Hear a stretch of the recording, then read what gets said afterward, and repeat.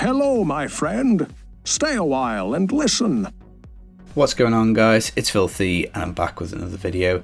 Really pleased to say that the channel has hit 20,000 subscribers. That is absolutely incredible. Didn't think that would be possible when I started this journey just over a year ago. If you've ever watched a video, subscribed, liked, commented, it just means the absolute world to me. Even if my videos have just helped you out, play this game a little better, get a little further, or even if you just enjoyed one of my videos, it does mean absolutely loads to me. So very humble, very grateful. Thank you so much for subscribing and being part of this with me. Now, season 20, I've been having loads of fun, but we're going to start things off with a Death Nova Necro. Now, I've actually ranked up 3 separate accounts on PTR so far. I've done Necro up to about 750 Paragon, I've done Barb just past 700, and I've done a Monk as well, again just past 700. I'm like a kid in a sweet shop. There's absolutely loads to do this season. So very excited for it. Lots of builds that I want to try, lots of things that look an awful lot of fun. But probably I've put the most time into Necro, and we're going to show you the Nova build today. Now, this is the GR version. We have previously covered T16 and Bounty builds. I've got a lot of questions about Nova that have been flooding through on the Trag starter build on the T16 version. So I'll go through the mechanics in quite a bit of detail, go through the gear in quite a bit of detail. I'll show you a GR80 that I'll jump into just so that I can talk about the mechanics in a little bit of a more casual situation, and then I'll leave you with the GR85 2 to 3 minute clear. Haven't filmed that yet because the lag has been pretty bad. I don't know whether it's coronavirus and the internet going screwy, but I'll get to that. Now, what I would say is this is definitely GR90 viable, but it's just going to need some juice. So nothing's completely maxed out, as I'll show you when we go through the gear. But jumping in and looking at it, obviously it revolves around Death Nova. Now, this basically does more damage depending on the amount of enemies in a set area, because when we pop it, it goes bang like that.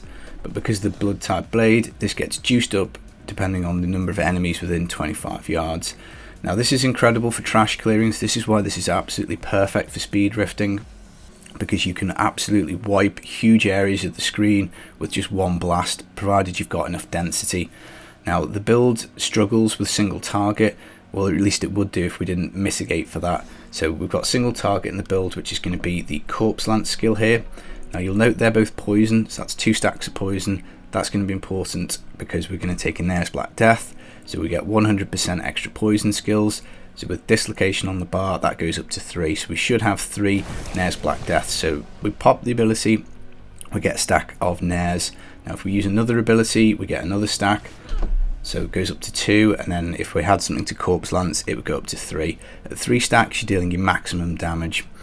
Now, we're also going to be juicing things up with a trag'ouls Corroded Fang. So we've got Aura of Frailty on the bar. That's going to give us a kind of very small radius, this kind of area around the character here that you can see. That is our cursed radius. So as we run around, provided we tag something with that, then it's going to be taking extra damage. Now, obviously, the distance for this is only 15 yards, and the distance of Death Nova is 25. So sort of enemies towards the kind of outer reaches of your explosion won't get the Trag's multiplier. So what you'll find is that things much nearer to you will eviscerate, but occasionally you might get the odd straggler on the end who doesn't get the Trag's bonus, who doesn't get melted. But really, the melting comes primarily from the Blood Tide, because that is the biggest multiplier by far. So if you can just kind of make sure you get into the middle of a group of enemies before popping this, then it will do you an awful lot of benefit. If you're just hitting something on the edge of your radius,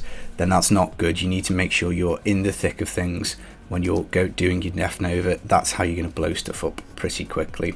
Now, we are taking Crispins. Every Necro build in its entire existence takes this item. So we get double damage against slowed enemies. Now again, the Trapped runs on 15-yard radius, and it provides a slow, provided you've got it over 25. So again, this kind of area around the character here, the Aura of Frailty, it's probably going a little past 15 because the Aura of Frailty is extended by your pickup radius. Obviously the Trapped isn't, so again, anything within 15 yards is automatically slowed. So again, the closer things are, the more chance you've got of dealing a huge big dump of damage. Now, you get triple the Crispin effect, provided you get another CC off. Bone Armor Dislocation is going to be giving us a stun, so that is another way that we get our triple effect off. So basically, if you stun, then you do the Death Nova. Because you're getting the triple crispins, you'll hit very hard. So again, you only need a couple of enemies in your radius if they're stunned, and you will melt them. And then finally, we've also got a Scythe of the Cycle, which will buff up secondary skills. Nova is a secondary skill, so we need Bone Armor active, but when we do have it active, we get 400% extra damage. Now, one thing I would say is if you overspam it, Bone Armor will drop. If Bone Armor drops, you lose some damage reduction. Doing 85s, the damage reduction is very helpful. You will notice it, and it will certainly set you back. Much higher chance of proccing your cheat death if you don't have Bone Armor at 10 stacks. But also your damage goes, because this 400% multiplier is pretty big. Now, again, if you get enough density, it doesn't matter. The Blood Tide will wipe it, even if you don't have Bone Armor up. But your goal really is to try and make sure that this doesn't drop off ever. Now, we also have Convention of Elements, so we're absolutely going crazy on multipliers. This gives us up to 200% when we get to poison. Now this will kind of smooth things out, so if you're on poison, again, that extra multiplier means that you will be able to blow up a smaller amount of enemies, but obviously if it's not on poison, then you're not getting any extra benefit from it. Now it is very handy for the Rift Guardian. Again, you probably don't really need it, it's not a mandatory item, but it does kind of just help because every so often it's on poison, and again you just flatten extra stuff. And flattening things is very important because of how the build works in terms of mechanics of health and essence. But looking at the Corpse Lance, we're going to juice that up with the shoulders, Corpse Wisp Pauldrons. Now these stack, so your first Corpse Lance hits with no extra damage, then the next one 30%, 60, 90, it goes all the way up to 600. Now obviously you need to fire the lances off pretty quickly, that's fine, they come out very very quickly anyway, so this does ramp up. But what I'm getting at is the first couple won't hit as hard as kind of like the last couple. Now we're also juicing it up with the Johnstone, so you need to activate Land of the Dead once at the start of the rift. That will then basically, once it goes, give us 50 Johnstone stacks. These deal up to 200% extra damage, so basically it's like having 50 supercharged lances. So there's the stacks at the bottom now, 50 lances, they're all going to hit for 200% extra damage. Now as you use them, they deplete, so you only get 50 that are super juiced. Now what you want to do is you want to basically use one every 15 seconds just to keep your nares up to 3 stacks. So you really kind of want to save these. So Land of the Dead goes off at the start of the rift just to make sure you've got your 50 stacks, and then I save it for the Rift Guardian.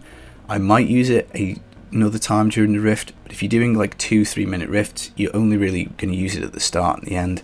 If you get Channeling Pylon, obviously you can pop it again for a third time, but because we're only doing 2-3 minute rifts, what I've done is I've not geared for cooldown really. I've got it on a couple of pieces, but really we're trying to build out the toughness, because the Necro's biggest problem generally in speed rifting GR, so this kind of thing, is staying alive. That's generally kind of the hardest thing to do. Now looking at the rest of the skills, the only one we haven't covered is Blood Rush Potency. So Teleport obviously gives us a huge amount of mobility. It's going to give us double armor for 2 seconds. That's pretty important, that's going to help us survive, it's going to really beef up our toughness. But because we're also taking the Stewart's Greaves, it means that we can run really fast as well. So you teleport once, you get 10 seconds of running around like an absolute maniac, and then you can teleport again to just buff up your armor and get around the map a little quicker. Now other gear pieces, focusing on toughness, a Dainty's Binding will give us 50% damage reduction provided we've got something cursed. This will drop occasionally because you might melt everything and then you don't have something cursed and something might hit you at range, so obviously it's not 100% uptime, but provided you can teleport into a group of enemies, provided you can get up close and personal, it is going off quite a lot, so it is pretty good for the toughness. Now we do also have an Aquila Caress. Now it is quite important to try and get this as close to 90% as you can, because as you can see I've only popped I think a couple of Novas and I've now lost my bonus, so I don't have it anymore, and we'll talk about how to get essence back in a minute. But if it was at 90%, that would just be a little bit easier. It will be up a fair amount of time, again because you want to kind of jump into enemies and blow up enough to basically qualify for getting your essence back. But it's another toughness item. That with the Legacy Dreams, 52% damage reduction with everything being ancient. Obviously, as I say, I'm missing shoulders, I'm missing both rings, non-ancient and also amulet. So I've got 4 more slots to go, so that will give me a bit more toughness, and that would be pretty handy. Now the main way that we're going to get essence back, because obviously this is a spender, and we'll talk about that when we go into Rift, is going to be dark reaping. So whilst we use a scythe, we gain 2% essence and life per kill. Now a Death Nova costs 20 essence. Now you're obviously going to have Paragon resource cost reduction. You can take a resource cost reduction gem in your helm. You could take resource cost reduction rolls on gear. I haven't done those things. I've just got the Paragon, so I think that takes us to, let's just have a look at the sheet rather than guess. So where is it? Utility. So I've got 10%, so that's just out of Paragon and that's it. So each one of these is costing me 18 essence. Now my max essence is 330, so I need to be getting 10 essence back every time. So that's going to be roughly 3 enemies killed, because 1% of my essence is 3.3, so times that by 3 is pretty much 10. So if I kill more than 3 enemies with a Nova, it is essentially free for essence. Now, because obviously the way the blood tide works, you're going to be vaporizing loads of enemies all at once, you're going to pretty much not ever run out of essence. The only time you run out of essence is if you start trying to cast it against 1 or 2 enemies. So I would tend to just leave a little straggler, don't try and blow them up.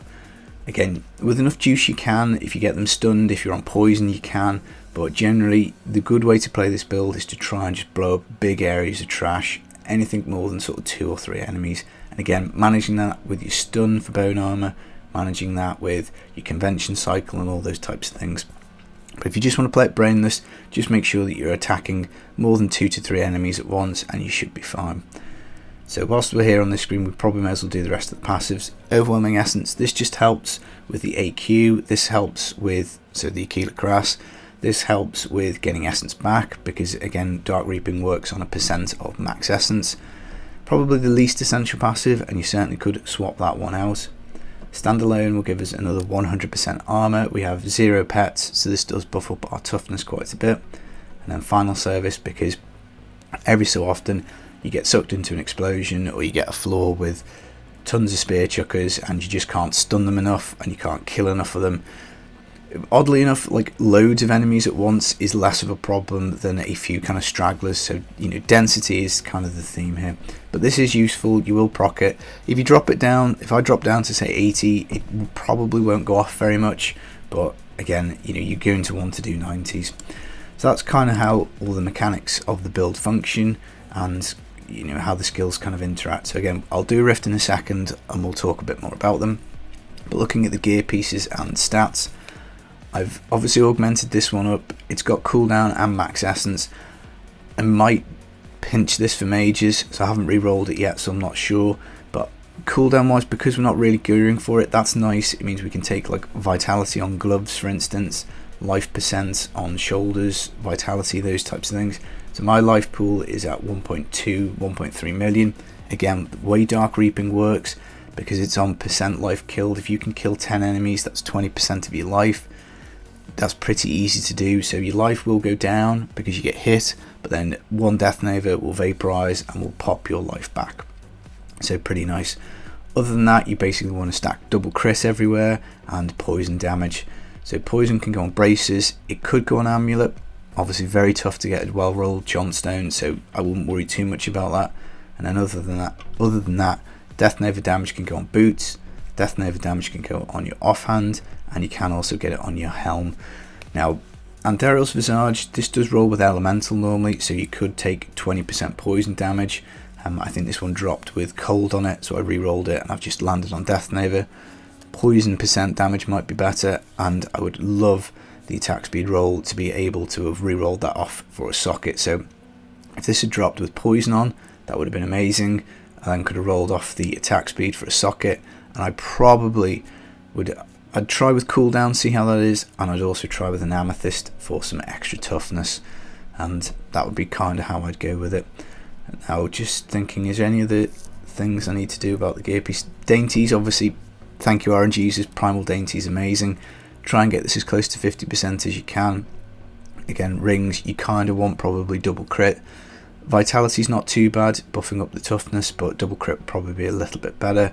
And then for offhand, I've got cooldown again on this. I'm not entirely sure whether to re-roll that or not, but again, int, vitality, death nerve damage would be nice. I might roll this for crit chance, but really, honestly, playing this build, damage doesn't seem to be its limiting factor. It is kind of toughness. So with that in mind, you could try armor gems. I haven't at the moment because I just think this is like a fun kind of speed build, but armor gems could be way to go. And then also swap wise, we could maybe take unity instead of COE. You would lose your poison cycle punch, but you would gain a doubling of toughness. So again, I haven't really played around with that. And then legendary gem wise, the trapped we've talked about, that's giving us extra damage. Powerful is going to give us extra damage against elites and extra damage reduction. And legacy dreams obviously is mandatory. So my gems are kind of like about 90, 95. So I don't think the traps that high. Yeah, 91. So again, more juice on this for the gems, more juice on this for all the items being ancient, and then lots of these things could be improved. My crispins could be improved, my COE could be improved, my Scythe of the Cycle could probably be a bit better, definitely could get a better offhand. I could augment the whole thing out, so yeah, I think 90 should be pretty doable. Now in terms of open slots, gloves, I just get a really nice pair. I wouldn't be worried too much about them. A St. Archie's gauge, which I'll just load up for you so you can see it, would give you a shield, so that would be quite a nice item to take. So here, when you got damaged by an elite pack, this would give you 150% shield for 10 seconds. That would actually probably be quite incredible for the build, because if you think about how big the life pool is, if you got 150%, that would be over doubling of toughness for 10 seconds. Because this build has got so much mobility, and because you are just running through rifts blasting stuff up, 10 seconds would get you quite far. So that would probably be best in slot. So haven't found an ancient pair of them yet, so I haven't really tried. But other than that, just a really nice pair of double crit vitality in gloves would be cool.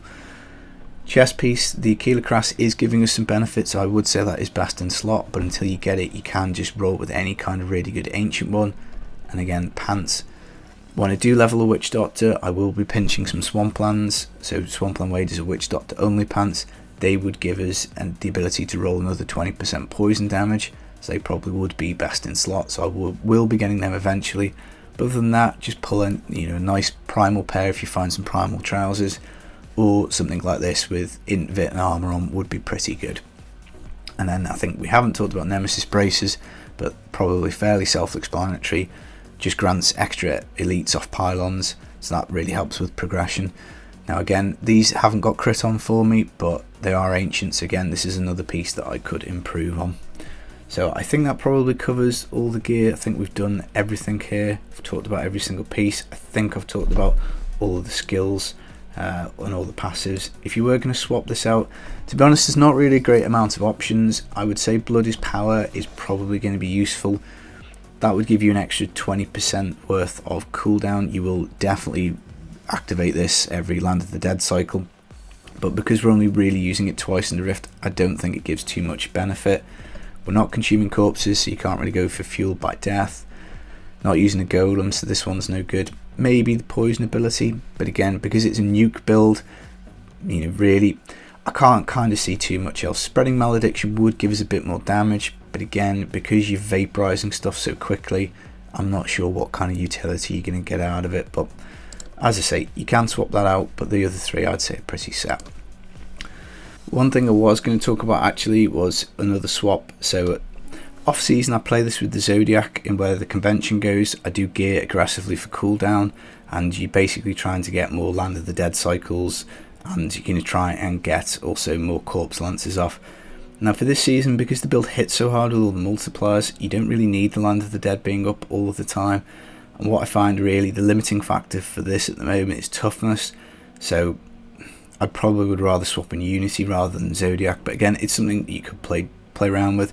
But obviously if you start putting cooldown rolls and everything, you bring the toughness down a lot, and that's not really something I'm terribly happy with. I think now we'll jump into a Rift, and I'm playing on a different setup. So I've got my external keyboard hooked up, I'm using a different mouse, so it does all feel a little bit funky, but we'll go in. So stun, Land of the Dead, and then we can blast away. Now first Land of the Dead cycle, you're looking to get your stacks of bone armor up to 10 as quickly as you can. So there we do. Right, Nares is at 3 now because I've activated a Corpse Lance. We've now got these 50 macabre stacks. So if I try and blow this this one guy up, it's not very effective. It doesn't work as well, but you need to be like here in the middle and then blow up. So the essence, as you can see, is completely full because we just need to kill more than 3 enemies and it's activated. So, you know, kind of like this is fine. You don't really even need the stun at 80. Obviously at 85 the stun is much more helpful. So we've lost a bit of life, and as you can see, as you blow enemies up, your life goes back up because you've got that extra toughness. Now if you do end up at this kind of like point where you've got like somebody like that where you need to just blow them up, then the corpse lance is very handy for that. So bang, reheal, and it's kind of nice like that. It's, you know, it is very fun to play. It is very therapeutic to just blast stuff apart. So we're back up to full health now, and as I say, you just need to concentrate on it a little bit. So poison stacks are at 2, so I tend to just basically just get it up to 3. So stop, corpse lance, and then you just have to do that every 15 seconds. So, you know, as you can see, it does hit pretty hard, guys. That might have taken 2 Novas on 85. Just kind of depends on the mob type. So again, spear chuckers, we can survive them. They are obviously, you know, definitely the hardest type of enemy that we've got.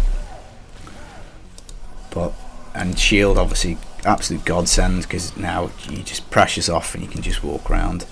Now, if let's say we do just try and blow up one enemy, so, you know, like this guy here, you can see the AQ bonus drops off and the essence bloat drops off, but as soon as you kill any kind of few enemies, it's back up. And that's really what you want to do. You want to basically be hitting and getting like a little group of 4 or 5 enemies, just like that, because all the multipliers work best on that basis. All of the, you know, essence mechanics, all of the life mechanics. So a single enemy like that's not very good, but any kind of grouped enemies is really, really nice. It would be amazing to get the flavour of time in this build, and that is what I was doing on PTR, but the Johnstone does hit pretty hard with the corpse lance, and again at 85 upwards for the Rift Guardian, that's going to be quite handy. Now you'll see that the stacks of Macabre might well run out. Sometimes they do run out, sometimes they don't. It just depends on the density and how much you need them. So good density, you don't really need 3 stacks Nares, but if you get rubbish density or the odd like elite, so something that can screw you over a little bit is shielding, because you might get an enemy that, let's say, he's got loads of trash around it. If it's got a shield up, then that's a little bit of a problem, because you'll probably blow up the trash like that and the enemy would still be in there with the shield, so you would have to use your lances in those circumstances. So it's kind of a bit of pot luck as to whether you run out of your full 50 stacks or not. And so a floor like this probably isn't ideal for this, because again, it's, you know, the density is not great, but you only need 2 or 3 enemies, and you know, it works pretty well. And obviously if you do get the stun off, then it does just, you know, stun's really good defensively, because there you just stun the elite, they don't do anything, and you can always, you know, teleport out the way of stuff, so it's not too hard to get the hang of. But again, you see there was 2 of them, we didn't get them, but if you stun them, you can do. So in terms of bounties, obviously you just need to get a little bit more used to playing it in the kind of making sure that I'm not just like crunching one enemy repeatedly. Now that obviously is harder when density isn't around, but again, if you just get used to blowing up 2 to 3 enemies at a time, then it does work pretty well. So pylons are interesting. You kind of need to, oh, I shouldn't have activated Land of the Dead there, I've cocked that up, wrong button, I was trying to go for the stun. So I'll show you the Rift Guardian without Land of the Dead, because that obviously is going to be something that we're not going to be able to do very well. You never know, we might get lucky, might get somebody with ads. So even if you cock it up, you know, there's enough corpses on the ground to just melt the Rift Guardian, but ideally you want Land of the Dead up, because just every so often you might not be able to just one-shot the Rift Guardian like that. But as you see, guys, it works pretty well. I'm going to leave you with a nice 85 clear that I've done in 2-3 minutes. Obviously it's difficult, I'm not quite used to commentating and playing at the same time, so I probably did that horribly and not quite right, but it is something I'm going to practice on and try and get better. But the build is a lot of fun, I've really enjoyed playing it. I might well juice it up and see if I can get it a little bit nearer to 95. Maybe not possible, 92 might be the limit, 93, but again, without fully juicing it up with a lot of paragon and augments, probably difficult to say. But I'll leave you now with a nice clear. I'm going to be back with some more seasonal videos just as soon as I can.